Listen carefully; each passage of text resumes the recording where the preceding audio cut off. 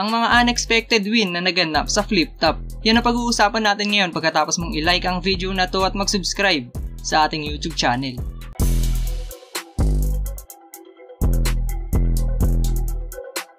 Sa bawat battle, napaka-unpredictable talaga kung ano ang mangyayari dahil hindi natin alam kung anong klaseng performance ba ang ipapakita ng bawat battle MC na sasalang. Pero aminin man natin o hindi, meron pa ring matatawag na lamang at dehado sa kada matchup. Pero kahit ano pa ang lamang ng isang MC sa katunggali nito, lahat ng yan ay pwedeng mawala o mabaliktad at nakadepende yan sa kung ano ang ipapakita nila sa oras ng kanilang laban. Kaya naman tara at ating balikan ang mga unexpected wins sa liga ng Flip Top. At ang una sa ating listahan, Balakid vs Aklas. Nasa magkabilang bracket ng 2013 Isabuhay Tournament si Aklas at Balakid. At pareho nilang nalagpasan ang mga nakaharang sa daraanan nila patungo sa finals. Pero kung performance lang ang pag-uusapan, walang duda na mas dinominan ni Balakid yung mga nakatapat niya mula round 1 hanggang semis ng torneo. Malakas din naman yung ipinakita ni Aklas sa kada laban pero mas madiin lang talaga yung naging karera ni Balakid. Kaya pagpasok ng Isabuhay Finals, lumalabas na lamang ang harang na si Balakid kontra kay Aklasic. Subalit iba nga naging takbo ng istorya dahil sa pagtatapat nila ay mas lumitaw yung determinasyon ni Aklas na magkampiyon sa gabi na yun. Solid din yung ipinakita ni Balakid dahil mabibigat yung mga binitaw niyang bara. Pero siguro mas nanaig yung pagiging agresibo at kumpiyansa ni Aklas. Kahit aralin mo na masinsinan daigdig ko, hindi mo madadaig to, mananatiling mananaig to, sakop ng kalawakan ko yung technical na daigdig mo! Alien breed to! Lato na laway binubuga ng bibig ko! Kaya alis to! Kung ayaw mo matulan, kising nyo! Nag-joke 3 beses, napaiya no semis, kaya ikaw, galingan mo! Kaya, bang-bang! Bang-bang! Sa bang-bang ngayon ay malatupak to. Bang-bang ko ng talino utak ko. Bang-bang gain mo ng masukat mo. Bang-bang gamot ako ng katulad mo. Bang-bang kayo wala ng buhay to. Bang-bang! Bang-bang! Sa pa! Bang-bang! Sa pagtatapos ng battle, si Aklas ang tinanghal na pinakaunang Isabuhay champion. Ang boto, 6-1 para sa champion ng Isabuhay, si Aklas!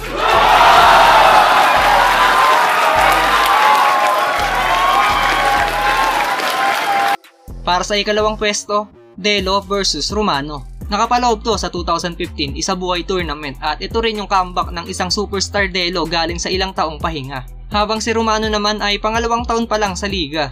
Pareho silang nanalo sa una at ikalawang yugto ng torneo. Si Delo malinis niyang binadibag si Badang at Sak Maestro. At nakaabante rin si Romano kontra kay Mzite at Pistolero. Nakasalang din si Batas sa 2015 Isabuhay at nagawa niyang duminahin yung mga nakahilera sa bracket niya. Kaya marami ang umaasa at gustong makita ang rematch ni Delo at Batas sa finals. Sana lahat, hinilera mo na makalabang ko para finals na ako mapunta! Sabay bati sa finals ng kalabang ko! Batas! Kumusta? Pero sa pagtatapat ni Delo at Romano sa semis ay marami ang nagulat sa naging takbo ng laban. Dahil halos buong battle ay nangibabaw yung gigil at gutom ni Romano at gustong patunayan na kaya niya makipagsabayan sa mga veterano ng liga. Hindi rin ganun kalakas yung performance ni Delo dito kumpara sa ipinakita niya sa mga unang yugto ng torneo. Pero freestyler din naman ako kaya meron tayong similarities. Pareho tayong walang halaga. Banat mo nonsense, banat ko priceless. Yun ang pagkakaiba natin dalawa. So halika rito, makinig ka para malaman mo kung paano ba maging battle MC talaga. Bars over jokes o jokes over bars. Putang ina mo! Kaya ko mag-bars habang nagpapatawa. Kaya hindi mo na kailangan pa ulit magbalik dito kung lagpak at nalalaman mo'y di sapat. Sa klase na to'y bagsak, pagkat pala ko lang gamit ko na pang sibak. Hindi ko na kailangan pa magbalik, bawat linya ko'y may lawak, lalim at bigat. Kaya kung di mo napansin, pinatay kita sa laban ng di ganong umaasa sa rebat. Sa huli mas pinabura ng mga hurado si Romano at hinadlangan niya ang tapatan sana ni Delo at Batas. Ito ang boto, 5-2. Pasok sa finals, makakalaban si Batas. Magingay para kay Romano. Sunod ang Sinyo Tipsy D kontra kila Shernan at Mzite.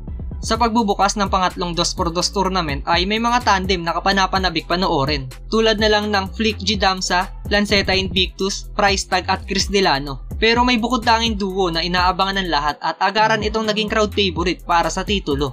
Yan nga ang parehong superstar ng Flip Top na si Sinyo at Tipsy D. Super team na may tuturing to dahil pareha silang halimaw sa estilo na pinanghahawakan nila. At naipakita nila ang pagiging dominante ng tandem nila dahil nagawa nila makaabot sa finals ng torneo. Isang hakbang na lang para sa inaasam nilang 2x2 title. Pero kinapos sila sa dulo kontra sa napakatinding chemistry ng Team SM. Naging maganda ang palitan ng bawat round pero ipinakita ni Shernan at MZite na kaya nilang daigin at pataubin ang kahit sino mang super team. Jokes at bars daw kaya nilang pagsamahin. Ibahin nyo kami sa mga unang nakalaban na tinalo nyo. Kung nakalusot kayo sa mga Bisaya, Gangster! 3GS! Pwes, Bisayang gangster na 3GS tong katapat nyo! Jokes at bars, hashtag! Kung usapan jokes lang, ako'y malakiller clown, mamamatay kayo sa prank ko! Kung bars lang, lulunurin ko tong hashtag parang si Franco! Ito? Dahil ngayong 2x2 finals, wala nang hatian! Pero kung inabutan ko yung shooting ng respeto, habang nadadala ka sa eksena, bit-bit ko ang chainsaw, magdadala ako ng eksena kapag sigaw ni Direk ng Cut! Wala yan sa eksena! Hindi puta, cut! Hanggang mawala ka sa eksena! Sa huli, binasag ng Team SM ang ine-expect ng karamihan na Tipsinyo ang magkakampiyon. Botong numorado, champions ng 2x2 2017, Shernan MZite.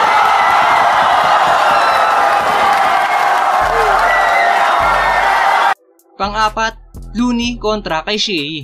Ito sana yung magiging bawi ni Looney dahil matatandaan na tinalo nila Shea at Smaglas sila Looney at Abra sa semifinals ng 2x2 way back 2012. Malamang karamihan sa nanood sa gabi na to ay inaasahan na lalampasuhin ni Looney si Shea dahil lamang naman talaga si Looney kung susuriin, pero hindi nga yun ang nangyari dahil sa naging laban nila mas nanaig ang game plan ni Shea. Mas naging epektibo yung mga madidiin niyang punto at talagang pumupuntos yung mga witty punchline na ibinibitaw niya.